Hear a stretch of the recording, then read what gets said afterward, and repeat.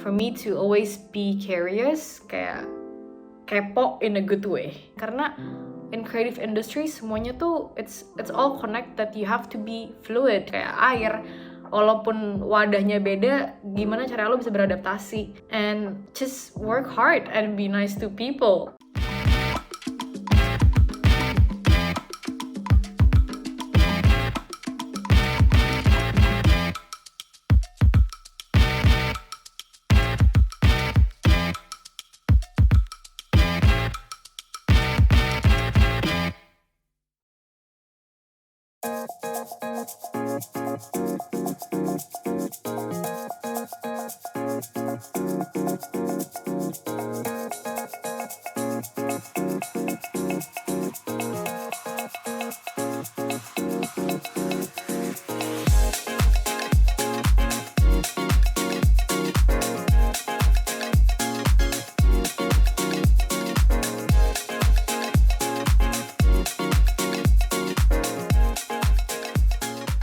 Hai semuanya, sebelum aku mulai cerita tentang gimana sih jadi anak rantau di London, perkenalkan dulu kali ya, nama aku Raihan Atskia atau biasa dipanggil Cece. Aku pindah ke London tahun 2014 untuk kuliah. Sekarang aku bekerja di salah satu fashion startup di London bernama Bagista sebagai social media manager dan digital creative.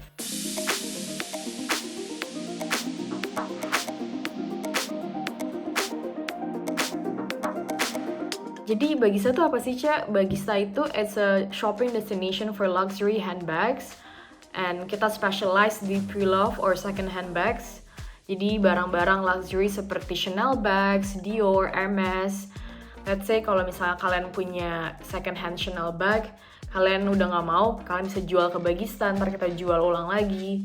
Seperti kayak gitu. Role aku di sini sebagai I would say digital creative person, so I'm responsible for all the creative side of the business, seperti bikin konten, social media, foto-foto, edit, product styling, pokoknya anything yang kreatif itu aku responsible in the business. Awal mula aku mulai di Bagista itu it's a very interesting story karena aku tuh awalnya I was an intern there and pas aku mulai kerja di situ, mereka itu fokus di butik tokonya mereka. Mereka cuma ngejual, mereka punya toko di Sloane Square, London, and all the bags were there. And mereka nggak fokus sama, they have a website, but it wasn't their main focus at the time. Dan lucunya, with my own initiative and ambitions, aku bener-bener kayak push the social media, aku bikin konten, aku foto-foto, aku kayak bikin storytelling through the products. Terus interestingnya pas pandemic hit, ketika semua toko tutup di London, we were able to survive just by selling bags through social media. Dan sekarang hasil dari social media yang kita buat atau platform ini, yang tadinya kita ngejual semua tas 80% di toko, 20% di online platform, sekarang justru kebalikannya, kita semua online, malah now we don't even have a store. And yeah.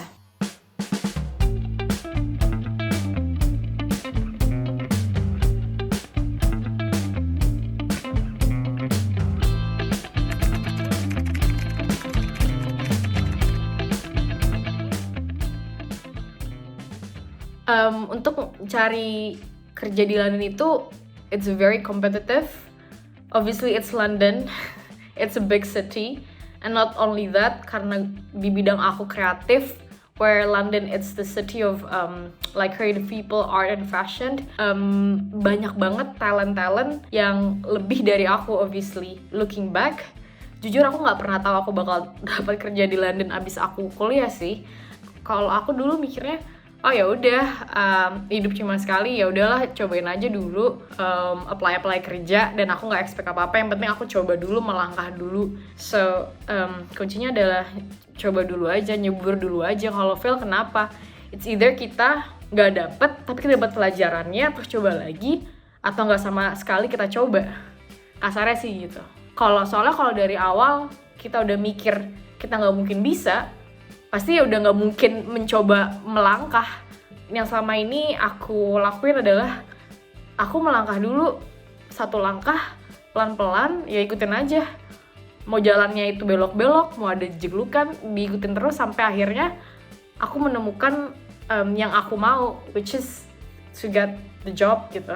Dan it's a long process yang kadang kita tuh nggak sabar ngedapetin si goal itu, si kerjaan itu. Hai semuanya, jadi dari rumah ke kantor aku tuh sekitar sejam 48 menit. Dan sekarang aku tuh lagi di kantor bukan baru sih, kayak kantor sementara karena kantor yang lama itu lagi direnovasi. Kantor yang sekarang itu ada di luar London, namanya Uxbridge. So perjalanannya emang lumayan panjang, tapi ya mau gimana lagi, namanya juga kerja kan.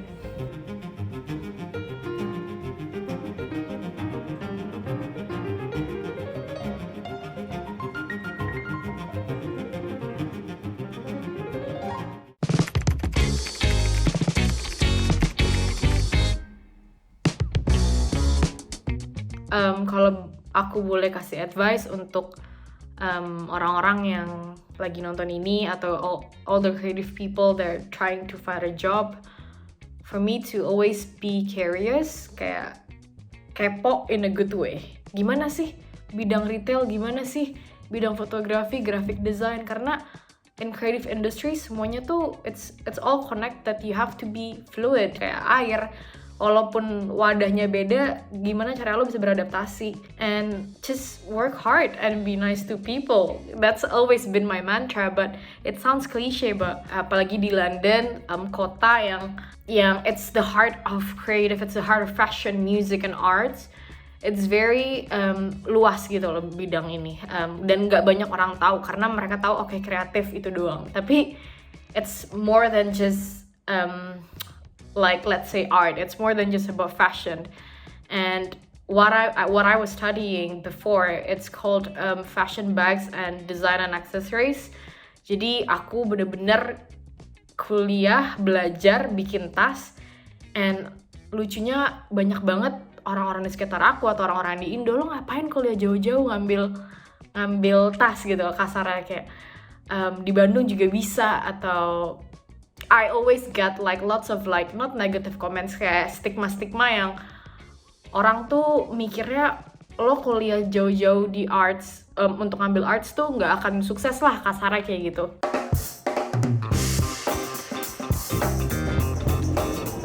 Jadi aku tuh tinggal di daerah namanya Notting Hill, dekat Portobello Road Market. Jadi kalau weekend tuh lihat deh, kayak banyak market jualan barang-barang antik, jualan baju, makanan. Seru banget, lihat. Everybody watch out. Watch out now. I'm ready for a good time.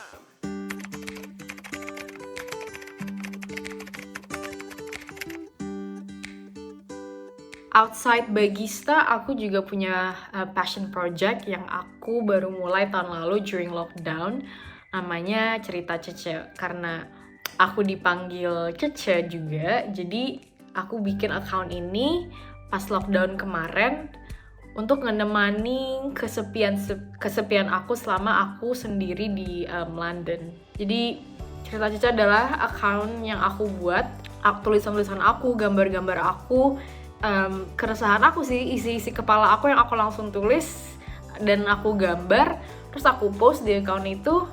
And tiba-tiba engagementnya ada audiensnya, and I felt like, oh, at that time I was like, ketika orang suka tulisan aku atau kayak respon engagementnya lumayan, jadi aku ngerasa aku nggak sendiri. Oh, berarti orang lain juga ngerasain apa yang aku rasa. I think the reasons behind creating Cerita Cece is to share my story, karena I've always been passionate. It's always been my dream, my goal to be able to share my story to other people. And dari Cerita Cece itulah aku mau nunjukin keresahan aku, keseharian aku selama menjadi anak rantau di London.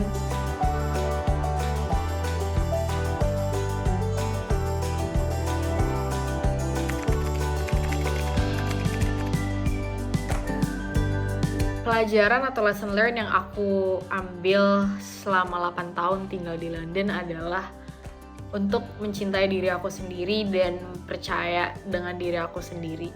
Karena the city is huge, it's very beautiful, selalu busy at the same time. It can also be a lonely city. I've learned so much about learning how to survive on my own. Gimana sih caranya gue bisa berdiri sendiri, bisa confident, bisa loving myself more, and bisa believe in what I want to do and believe in how I handle problems. Setiap masalah, setiap kesusahan yang kita temui atau kita lalui pasti selalu ada pelajaran kalau kita mau melihat sisi positifnya.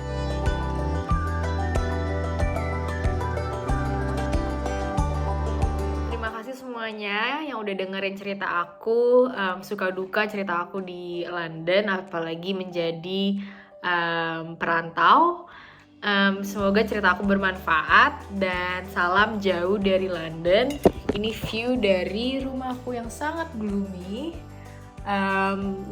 Jangan lupa subscribe channel ini CXO Media untuk ngeliat cerita-cerita lain dari diaspora sekitarnya. Makasih, dadah!